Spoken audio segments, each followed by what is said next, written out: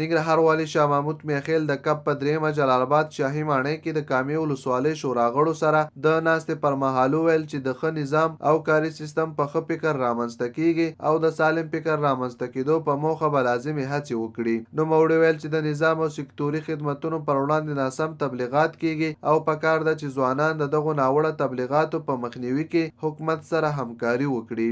د همداراز زیاته کړه زه په سیستم عقیده لرم او د ښه نظام او سیستم پر رامنځته کولو کې د ښه فکر اړتیا ده او د ښه فکر پر رامنځته کولو کې به شپه ورځ لازمي هڅې ترسره کړم. هغه همداراز د کامې ځوانانو ته په دې ولایت کې د بېلابېلو ستونزو په حل او سهولتونو پر رامنځته کېدو کې ډاډ ورکړ. د کامې ولسوالۍ شورا په استازي موسم عبدالرحیمزي د خپلو خبرو پر مهال ننګرهار والي ته په ټولو قانوني چارو کې د همکارۍ او همغږۍ ډاډ ورکړ. نوموړي ویل چې په ننګرهار کې اوس مهال مافیا ضعیفه شوي ولسونو پیژندل او نشي کولی چې کوم غیر قانوني کړنه ترسره کړي. د پر ځوانانو او مدني فعالانو غږ وکړ چې بې طرفه اوسي او خپل ټول فعالیتونه د قانون په رڼا کې د نظام په ملاتړ ترسره کړي. د یادې شورا غړو له ننګرهار والي څخه په دې ولایت کې د نوښتونو رامنځته کېدو او بېلابېلو ستونزو حل کې هم غوښتنې وکړې چې ننګرهار والي له لوري ورته ډاډ ورکړل شو.